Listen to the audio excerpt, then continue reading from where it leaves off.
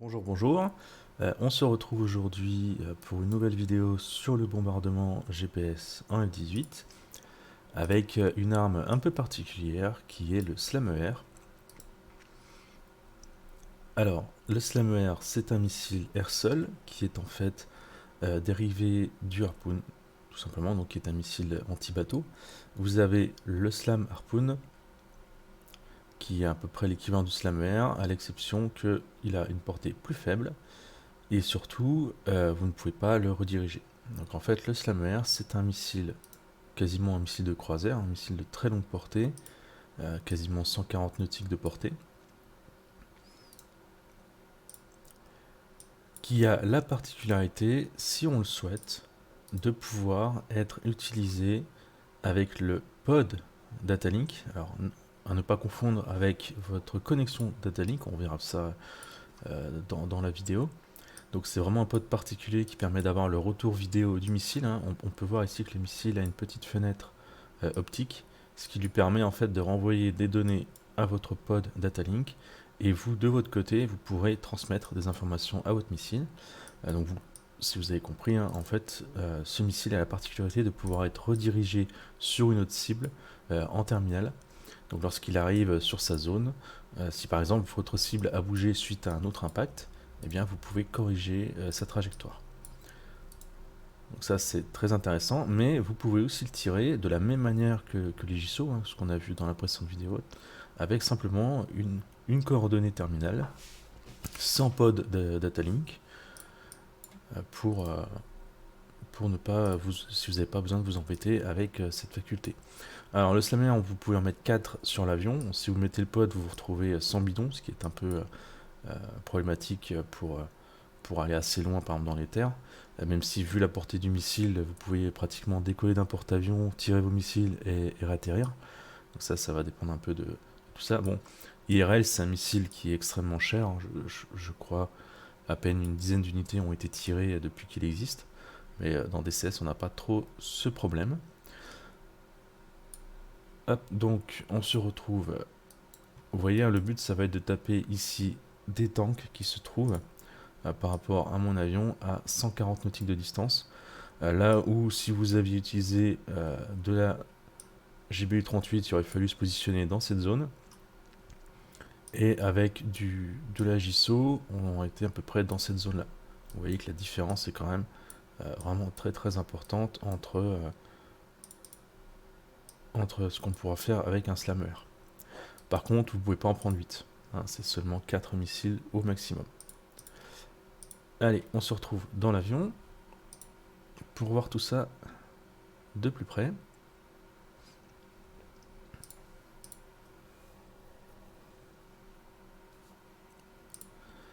Hop, donc toujours pareil, hein, on va se mettre en pause active. Donc Windows Maj pause. Et on va regarder un peu comment ça fonctionne. Alors sur la page de l'armement, hop, on va déjà se mettre un tout grand, ça sera fait. On va mettre HSI ici. Voilà. Donc sur notre page armement, on a ici deux armes, on va dire. SLMR, donc c'est le Slammer, et DL13, c'est votre pod Datalink. Alors on va tout de suite faire un point sur le pod Datalink. Si vous vous souvenez au call start, on devait ici allumer le Datalink, le DL. Un premier pour se connecter au porte-avions, un second pour se connecter à notre AWACS.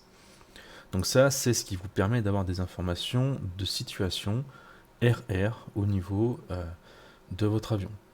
Donc on verra sur une vidéo sur le RR comment tout ça fonctionne, mais ça c'est vraiment pour avoir des informations de situation RR. Est-ce que vous avez un bandit dans la zone? Est-ce qu'un de vos collègues engage un bandit ou même engage une cible au sol en fait? Mais vous n'avez pas de retour de quoi que ce soit au niveau vidéo. Donc pour ça, vous avez le pod Datalink qui se trouve en dessous de l'avion. Donc on a ici en DL13. Et qui, comme vous le voyez, quand vous cliquez dessus, en fait, vous avez une information sur ce que lui voit vis-à-vis d'un canal que vous pouvez choisir ici. Donc là, c'est le canal 02. Alors, comment fonctionne, comment savoir de quel canal on parle? En fait, c'est vraiment tout bête. Si vous regardez sur vos différents pylônes d'armement,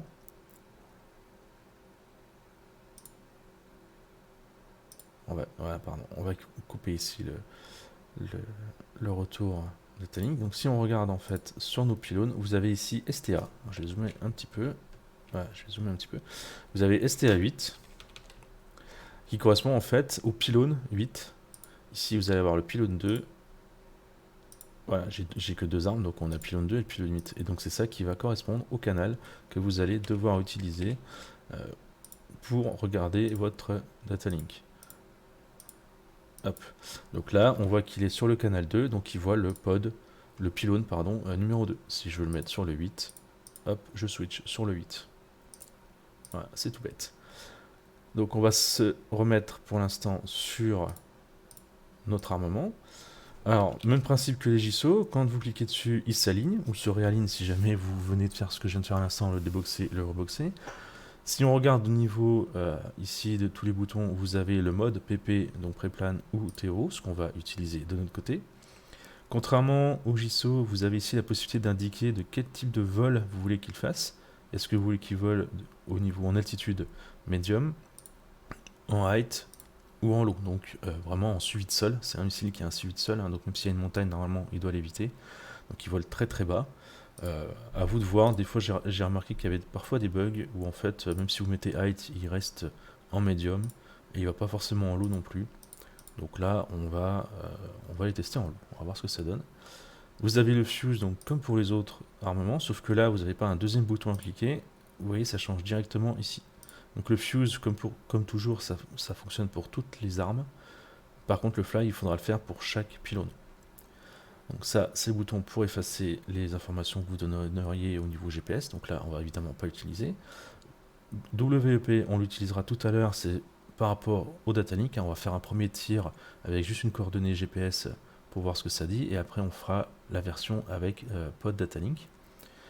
Et ici, vous avez quelque chose qu'on va utiliser pour l'un des armements, STP. En fait, vous allez pouvoir lui donner, si vous le souhaitez, toujours pareil, une course à faire au niveau de la map. Donc si on reprend, j'ai ma cible en fait qui est ici tout au bout. Si je tire un missile sur ma coordonnée, le missile va aller tout droit. Hein. C'est ce que font toutes les armes de ce type, hein, le JSO ou autre. Il va aller tout droit.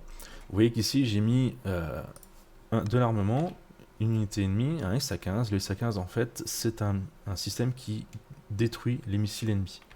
Et les avions, si jamais ils passent aussi dans son système, c'est un SAM en fait qui a pour rôle de protéger une zone, notamment des tirs de missiles de tout type. Donc si je tire tout droit, en fait, mon armement va probablement être intercepté par un SA-15. Donc il faudrait que je vienne me positionner par exemple par ici, pour pouvoir tirer mon missile tout droit, sans avoir ce problème. Eh bien, le SlamER, vous pouvez lui donner une course en fonction de différents waypoints, ou autres d'ailleurs, grâce à ce bouton-là. Donc on va tirer un missile simplement en mode terminal tout droit, et puis on tire un second missile avec des waypoints. Donc j'ai en fait préprogrammé au niveau de l'éditeur de mission un waypoint 1 dans cette zone, et puis un waypoint 2 dans celle-ci. Hop, on va remettre pour vous donner à peu près une idée, sachant que la cible terminale se trouve être un des tanks par là-bas sur un waypoint numéro 3. Alors, vous voyez ici, j'ai déjà pré-rentré en fait mes waypoints au niveau de l'éditeur. Je ne refais pas la version avec mon logiciel ou même à la main si vous voulez rentrer les coordonnées nord-sud ou grid, hein, ça sera exactement la même chose. On va fonctionner en TO, donc on part de waypoint. Le waypoint 1 qui va ici nous servir de course, le 2 pour la course également, et le 3 qui est la cible terminale. Alors comment ça fonctionne? Eh bien, toujours pareil, on va se mettre ici dans MSN. On va lui dire que le waypoint 3 c'est l'armement, c'est notre cible, pardon, finale. On va le faire pour les deux pylônes. Donc pareil, ici on le met en TO, hop, on s'en remet sur notre waypoint. Alors vous voyez que là on a la même symbologie, en fait c'est le cercle de tir qu'on voit ici, sauf qu'on n'a que 40 nautiques de visibilité, là où le missile en fait peut être tiré, on est à 137 nautiques de la cible, on est in range, donc vous voyez qu'on a vraiment une zone impressionnante pour tirer notre armement, avec ici le cercle minimum où il ne faut plus tirer, un maximum pardon, où ça servira à tirer, et puis ici toute la zone de tir. Donc là 137,5 nautiques, vous n'aurez pas mieux au niveau des missiles pour cette distance. Donc on a les deux pylônes sont programmés au niveau de l'armement. On va rester, on n'a pas besoin de faire un TO2 ici, on a de toute façon qu'une seule arme. Par contre, ce qu'on va faire, c'est qu'on va mettre le premier ici avec une course pour voir ce que ça dit. Donc on va mettre sur STP, hop, on clique dessus, on voit qu'en fait vous pouvez saisir ce que vous voulez. Vous pouvez lui donner en fait un parcours, par exemple où vous allez changer sa vitesse, vous allez changer les coordonnées, vous allez changer son attitude, vous allez supprimer évidemment le point si vous le souhaitez. Et nous ce qu'on va faire c'est qu'on va lier un waypoint, donc tout d'abord le waypoint 1, puis ici, donc là vous voyez automatiquement il vous rajoute si vous voulez ajouter une étape, et nous on va ajouter un waypoint 2. Et donc là ça on le laisse vide, ça sert à rien parce qu'on va pas l'utiliser. Donc il va faire waypoint 1, qui est en fait, de toute façon on peut le voir ici, hein, voilà. Donc il va aller hop, au waypoint 1 qui est juste devant nous, au waypoint 2 qui est totalement ici, et puis il va faire 90 degrés pour aller sur sa cible. Hop, on déboxe ici pour pas avoir de soucis, même si là on est de toute façon in range. Si on revient sur nos armes, on appuie ici timer, donc c'est aligné, toujours pareil, hein, c'est du GPS, donc il y a un alignement. Ici on appuie l'SMER qui est barré, on est tout bon, on est bien en terreau, et on est bien in range. Donc là je vais enlever la pause. Voilà. Donc on a notre diamant qui nous indique notre cible, sauf que ce missile-là, étant un missile propulsé et guidé, il va pouvoir aller où il veut. Il va pouvoir se corriger tout seul. Donc on n'a pas forcément besoin de s'aligner, surtout que là, on va avoir une course de toute façon qui va faire bouger l'avion. Donc on va simplement tirer notre premier missile. Voilà, et on va tirer le second. Alors je vais me mettre là, et vous allez voir que c'est un missile assez intéressant quand il est tiré, si vous voyez, hop, il tombe, il se met en route, et il déploie ses petites ailes pour aller tranquillement sur sa zone. On va couper le son pour être bien. Voilà, et ici aussi. Donc nous, comme on a un SAM quand même sur le côté, on va se mettre en rotation tranquillement, le temps de voir tout ça. Donc vous allez voir qu'au début, les missiles vont avoir pour ainsi dire la même course, puisque le waypoint 1 étant par ici, ils vont commencer à se séparer. Alors on va accélérer le temps, puisque 140 nautiques avec ces missiles, ça prend un peu de temps. Mais vous voyez, ils ont une vitesse qui est stable. Bon là, ils sont en train de descendre, donc ils accélèrent un peu. Parce que ce sont des missiles autopropulsés. Si je reviens dessus, hein, vous voyez, on voit ici un peu le moteur. On voit à l'avant donc la cellule optique qui nous servira dans un second temps dans la vidéo pour utiliser la partie Datalink. Mais ici, on va pas l'utiliser. Et on voit très bien que le missile ici est parti sur son waypoint. Alors, je les ai remis de mémoire, hein, ils sont pas tout à fait là, c'est pour ça. On voit que celui-ci va tout droit, donc il va passer au-dessus de SA-15, donc il y a une grande chance qu'il se fasse abattre. L'autre missile, eh bien, va contourner ce site.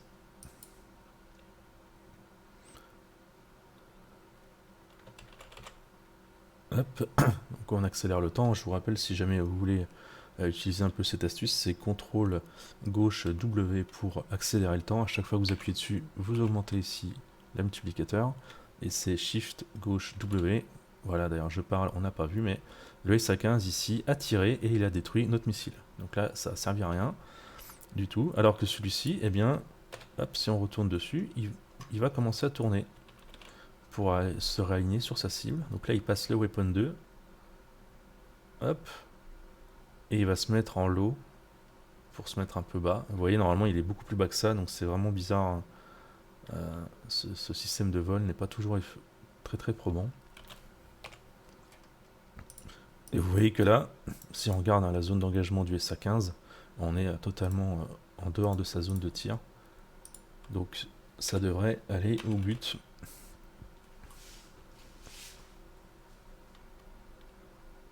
Et hop, il a continué à tourner tranquillement, il s'est remis tout droit, il s'est réajusté. On a toujours une vitesse à peu près stable. Donc le missile est toujours propulsé tranquillement. Hop, on va nous aller l'accélérer un petit peu. Donc on se retrouve sur notre missile qui arrive en position terminale. Alors, vous voyez, il commence à remonter légèrement. Vous allez voir que lorsqu'on utilise avec le pod Datalink, c'est très utile puisqu'en fait, en remontant, il permet d'acquérir la cible au niveau de l'optique pour qu'on voit ce qui se passe, et si nécessaire, réajuster sa course. Là, on va accélérer un tout petit peu, et vous voyez, là, il repique droit sur les tanks qu'on voit à l'arrière. Donc c'est un missile, comme les JSO, hein, qui est très puissant. Si ça tape légèrement à côté, ça fera des dégâts sans aucun problème.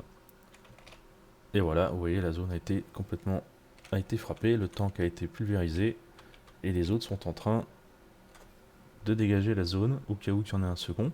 Et donc c'est là, sur ce genre de système, en fait, où utiliser le pod data link va être intéressant, puisque le premier missile, par exemple, va taper une zone, une structure ou autre, les unités vont se déplacer, ce qui fait que les coordonnées GPS de votre deuxième cible ne seront plus valides. Par contre, si vous ajustez le tir avec un pod data link, vous pourrez corriger ce problème. Donc on va relancer la même mission. Hop. Alors, ce qu'on va faire plutôt, c'est qu'on va supprimer le SA15, histoire de pas de pouvoir tirer tout droit. Hein. Donc ça, c'est une méthode, hein, vous n'êtes pas obligé évidemment de mettre une course particulière à vos missiles si vous voulez les utiliser. Hein. Ils peuvent s'utiliser comme un JSO en mettant juste la coordonnée terminale, hein, comme le premier missile qu'on a tiré. Ça marche parfaitement bien, c'est très rapide et très efficace. Donc là, cette fois-ci, hop, toujours en pause active, en air to ground, on va utiliser le retour du data link. Donc vous avez ici, en dessous de l'avion, et qui va nous permettre de modifier la course du missile. Alors, au niveau, cette fois-ci, des touches à mapper, puisque là, il va falloir jouer un petit peu plus que au niveau des écrans et non avec uniquement la souris. Donc, vous allez avoir besoin des touches qu'on a déjà vues précédemment, mais on utilisait pour d'autres cas de figure, à savoir la LIDAD, qui permet donc de bouger toujours. La LIDAD permet de bouger un curseur au niveau de nos écrans, que ce soit le radar, que ce soit ici au niveau du data link, tout ce qu'on veut en fait. Donc les commandes de désignation de cible, TDC, TDC en X et en Y, pardon. Il faudra, comme je viens de le dire, la touche TDC Depress, donc commande de désignation de cible, appui lock, et vous allez avoir besoin également, ça on n'en a pas trop parlé encore pour l'instant, parce que c'est surtout en RR qu'on utilise ces boutons-là, des sensors control switch. Donc, alors tant qu'à faire, mapper le arrière, avant, gauche et droite, c'est très utile, mais dans le cas présent, on va avoir besoin du gauche. Alors le sensor control switch, c'est ce qui permet en fait de dire au système quel est l'écran que vous êtes en train de contrôler. Par exemple, là, on va contrôler l'écran ici qui est à notre gauche, donc on va avoir besoin du sensor control switch gauche. C'est là qu'un petit diamant apparaît au niveau de votre écran. Mais si vous avez besoin, par exemple, de le faire au niveau du radar ou sur l'écran fait de droite, eh bien vous irez à droite. Si vous voulez le faire sur le HUD, vous irez en avant. Si vous voulez être sur le casque, mais en fait c'est en avant, mais vous tournez la tête et vous voyez que c'est sur le casque. Et si vous voulez annuler, c'est en arrière.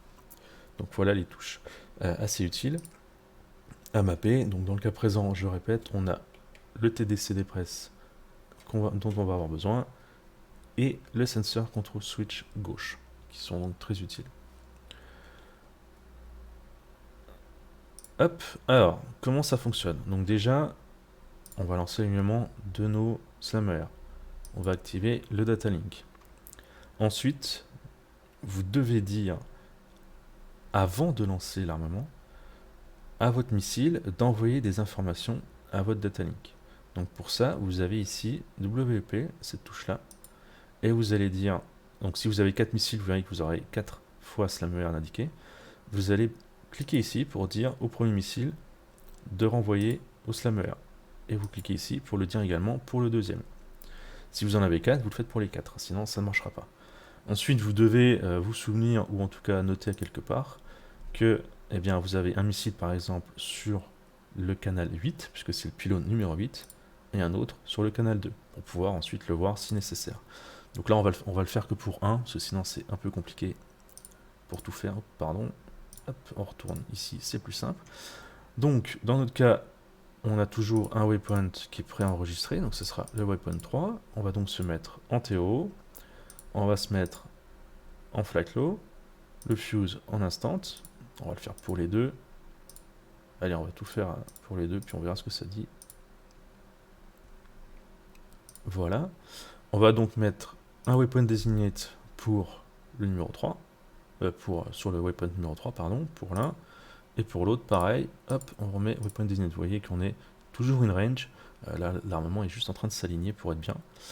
Et ben c'est tout, on n'a plus rien à faire. Pas besoin ici de mettre une course particulière, parce qu'on ne le souhaite pas. Pas besoin, si on le voulait, de mettre un TO2, puisqu'on a de toute façon qu'un seul armement par pylône, donc là ça n'a pas de sens. On a bien ici STA2 et ici STA8. Donc on va juste attendre que l'alignement se finisse. Donc on va accélérer un tout petit peu le temps pour arriver à 7:30. Et voilà, on y est, on voit qu'on a l'armement qui est en ready ici, et on a bien un standby pour l'autre, donc les deux armements sont OK. Alors une petite chose que j'oublie de vous dire avant qu'on utilise l'armement, si vous l'utilisez avec le pod Datalink, vous pouvez lui dire à partir de quelle distance envoyer les informations à votre pod. Alors la distance ne peut pas être illimitée, je pense que c'est 15 à 20 nautiques le maximum.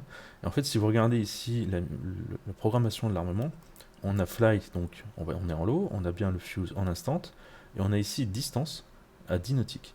Donc ça, c'est la distance à partir duquel le SlamER va envoyer l'information au pod. Donc là, il est réglé à 10 nautiques. Si on veut le changer, on va dans Display SlamER, donc c'est là où on peut régler les différentes informations de l'armement.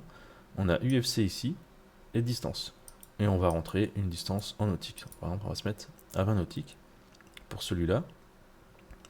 Donc si on revient hop, sur notre armement, on voit ici que ça a changé 20 nautiques, là où celui-là est resté à 10 nautiques. Donc voilà ce qu'on va faire. Donc, eh bien, cette fois-ci, on est bon, on peut enlever la pause active, on est bien in range, on est bien en vol, donc on va tirer tranquillement nos deux missiles, hop, et hop, on n'est même pas obligé de s'aligner en fait, puisqu'ils vont se réajuster tout seuls sans perdre d'énergie, vu qu'ils sont propulsés. Hop, on va remettre l'avion, cette fois-ci on va éviter qu'il se crache, ça serait bête. Et on va attendre d'être à 20 nautiques avant la cible pour pouvoir voir ce qu'on peut faire. Donc, pour avoir l'information du datalink, vous revenez ici sur votre page TAC et vous avez DL13 display. Donc c'est là que vous êtes sur ce que voit votre datalink. Donc là il est calé en fait pour l'instant uniquement devant vous, il n'est pas sur l'armement.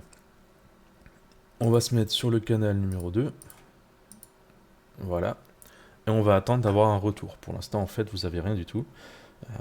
Vous n'avez pas l'information ici de distance avant impact de votre slam, ça c'est la distance avant l'impact en fait. Tout simplement parce qu'il est beaucoup trop loin de sa cible, donc pour l'instant il n'est pas contrôlable, vous ne pouvez rien faire du tout. On va utiliser notre sensor control switch gauche pour, vous voyez, mettre cet écran sous notre contrôle. Donc vous avez le petit diamant ici qui apparaît. Ah oui, si, on va utiliser ce temps un peu pour regarder ça, mais si par exemple là je me mettais sur mon radar air-sol, et bien si je fais un contrôle sensor switch droit, hop, vous voyez, le diamant arrive ici et j'ai accès avec la LIDAD à ce petit curseur. Par exemple, vous voyez. Si je veux faire un contrôle sensor switch haut, hop, j'ai un petit point qui apparaît ici dans le HUD et c'est lui qui est sur le contrôle. Si je clique un TDCD press, hop, j'ai un petit curseur qui apparaît et avec la LIDAD, je peux le déplacer. Si j'allume mon casque, voilà, et que je tourne la tête, que j'annule, vous voyez, hop, ici avec, là je refais un sensor control switch droit, j'ai plus rien, je fais un haut et hop, j'ai un curseur qui apparaît, et je clique, et voilà, je me retrouve avec mon petit diamant. Donc ça par exemple, ça sera très utile si vous voulez faire du prépositionnement de votre pod via, par exemple, eh bien, votre casque. Ça on le verra plus tard dans une autre vidéo. Hop, donc on va le laisser de l'autre côté, et il n'y a plus qu'à attendre qu'on arrive à 20 nautiques. Donc là évidemment, vu que les missiles sont très loin de leur cible, on en a pour un moment à attendre, donc je vais accélérer le temps, et on se retrouve à 30 nautiques de nos cibles. Donc on se retrouve maintenant à quelques nautiques de nos cibles, ouais, on est à voilà, 18 nautiques de nos cibles, et on voit ici que l'écran a changé, on n'a plus un écran qui est figé, ce qu'on voit en fait, eh bien c'est le retour vidéo du missile. On a ici la distance avant impact, donc 17 nautiques. Alors vous voyez, on voit pas grand chose pour l'instant, c'est normal, puisqu'on est encore loin, l'optique n'est pas très développée. Alors vous avez quelques boutons qui peuvent être utiles. Ici vous pouvez changer la tête, voilà, la couleur de votre curseur. Et ici vous pouvez retirer, vous voyez, le petit temps carré ici pour enlever des informations. Alors comment ça marche? Eh bien ça c'est simple, vous voyez ici, je déplace avec mon Alidad un petit curseur. Et en fait, si je fais un TDCD press, je vais dire au missile d'aller non plus là où il va actuellement, mais vraiment sur sa cible ici. Alors, on arrive à 10 nautiques, on devrait commencer à voir à peu près nos cibles. Hop, je vais zoomer un peu sur l'écran. Voilà, vous voyez, on commence à voir les points ici qui se dessinent au niveau de nos tanks. Donc là, on est calé sur un tank.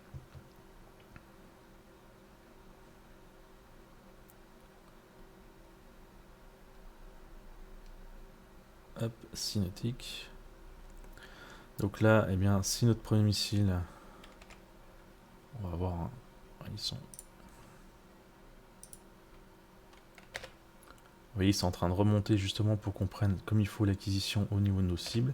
Et maintenant, si on le souhaite, on peut le déplacer. Alors, par exemple, on va aller sur celle-là. Hop, je fais un TDCD press. Vous voyez, tout a switché. Et le missile, en fait, a tourné. Et au lieu d'aller sur une cible ici, il va aller là. Donc, imaginez hein, que votre coordonnée ne soit plus juste, qu'ici le tank se soit déplacé pour une raison X ou Y.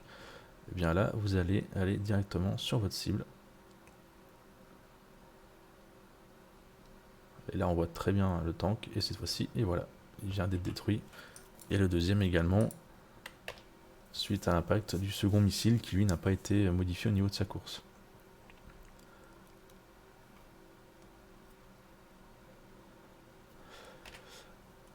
Donc voilà comment on s'utilise ces missiles Slammer. Donc ils sont très intéressants pour tirer par exemple, surtout sur des structures, hein, si vous voulez détruire une usine ou autre, c'est des missiles de croisière assez intéressants en mode tirer-oubli, avec en plus eh bien, tout un système qui leur permet de se dissimuler vis-à-vis de la géographie, mais également des armements antimissiles qui pourraient être dissimulés ici ou là, en utilisant donc une course préétablie, voire carrément donc en modifiant au niveau de l'impact terminal la zone de frappe via le pod Datalink.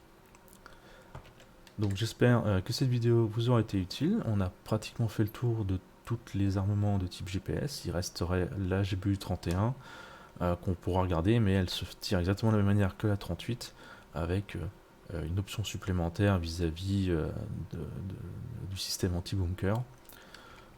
Et je ferai peut-être un point également sur le mode pré-plan qu'on n'a pas vraiment vu jusqu'ici, mais qui pourrait vous être utile si vous ne voulez pas utiliser le système de Waypoint. Sur ce, eh bien, une bonne journée, encore merci d'avoir regardé cette vidéo, et à la prochaine.